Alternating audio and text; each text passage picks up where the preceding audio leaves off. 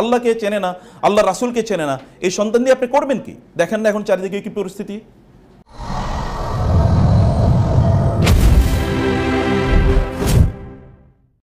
আউযু বিকালিমাতিল্লাহি তাম্মা মিন শাররি মা খালাক, এটা বলতে সন্ধ্যা পর্যন্ত কোনো বিপদ আপনাকে স্পর্শ করবে না।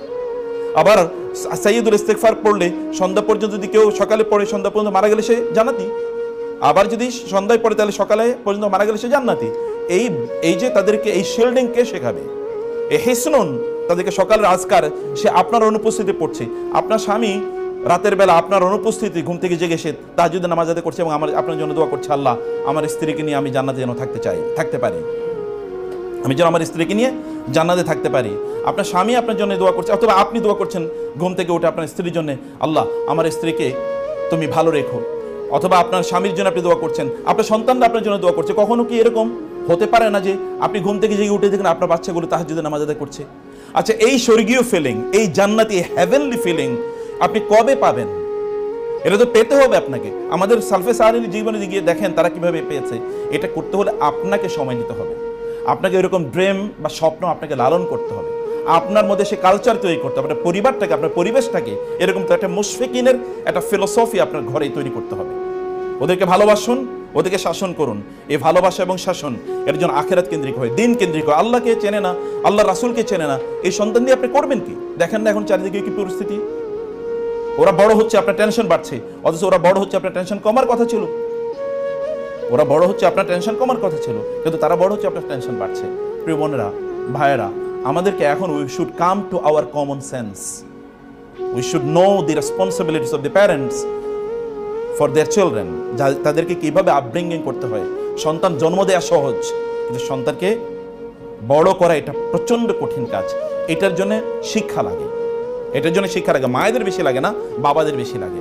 মায়েরা তারা সন্তান জন্ম দেওয়ার পরপরই আল্লাহ তাআলা তাদের মধ্যে ন্যাচারালি এই শক্তি তৈরি করে দেন, তারা কিভাবে সন্তানকে লালন পালন করবে এটা তারা জানে। এটা ছোট বাচ্চারাও জানে। যদি তাদের বাচ্চা যদি হয়ে যাবে, এমন যদি ধরেন আমাদের দেশে যদি বলি আমরা 12, 13, 14 বছরের নারীদের তাদের সন্তান হলে, মেয়েদের সন্তান হলেও তারা কিন্তু জানে তাদের সন্তানকে কি করতে হবে, কিন্তু বাবারা জানে না। So the father should know the ingredients of parenting, যেটা তাদেরকে জানতে হবে প্যারেন্টিং এর কাজগুলোকে। প্লিজ আপনাদের ঘরগুলোকে লা তাজআলু বুয়ুতাকুম কুবুরা, ঘরগুলোকে কবর বানায়েন না।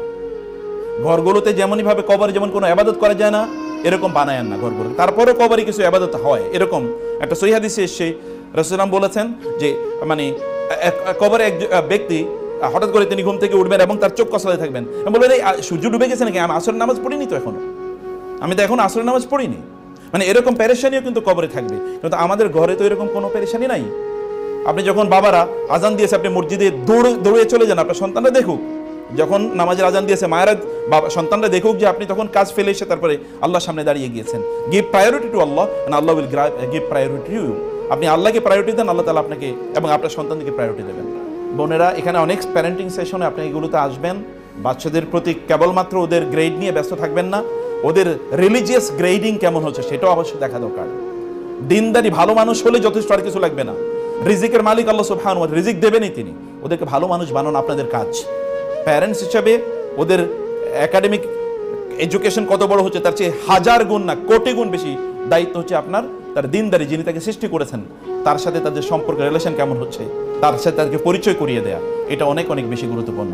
আল্লাহ সুবহানাহু ওয়া তাআলা যেন আমাদেরকে সন্তানদের প্রতি যথাযথ দায়িত্ব পালন করতে পারে সেই তৌফিক দান করুন, আল্লাহুম্মা আমিন। আমি আপনাদেরকে বলবো বোনেরা, বাজারে যাবেন, সুন্দর সুন্দর বই আছে, বিলিভ মি। আমাদের আজকে 2টা বই আছে এখানে। এটা হচ্ছে মায়েরা আসলে সোনালী যুগের এই যে বড় বড় মানে ইসলামিক স্কলার যাদের কথা বললাম, তাদের মায়েরা কিভাবে তাদের সন্তানদেরকে লালন পালন করেছেন তার উপর একটা বই। আর একটা হলো গোটা জীবন জুড়ে নাসিহা দরকার আমাদের, কোন পদ্ধতিতে আমাদের জীবনটা পরিচালনা করব। দুটো বই আপনারা নিয়ে যাবেন, এটা মাস্ট রিড। বাসায় বসে পড়বেন, বাচ্চাদেরকে নিয়ে পড়াবেন এবং অন্যদেরকে আপনারা গিফট করবেন, আত্মীয়স্বজনদেরকে, বোনদেরকে গিফট করবেন, বান্ধবীদেরকে গিফট করবেন। অন্য কিছু গিফট করছেন, হাদিয়া, বই, মানে অন্য কিছু যেটা আপনারা ঈদের সময় দিতেন, আমাকে বই, 1-2টা বই তাদেরকে দেন, কালচার তৈরি হোক। আমি আমার জীবনে দেখেছি বাংলাদেশের একজন বড় ইসলামী ব্যাংকের প্রতিষ্ঠাতা সহ ইসলামিক ইউনিভার্সিটিগুলোর প্রতিষ্ঠাতার মধ্যে একজন, এত বড় স্কলার বাংলাদেশে খুব কম এসছে। আমাকে বলতে চাচা আমি প্রতি মাসে 30-40 হাজার টাকার বই গিফট করি। আমি বললাম সুবহানাল্লাহ, সাদাকায়ে জারিয়ার কি বিশাল বড় কাজ।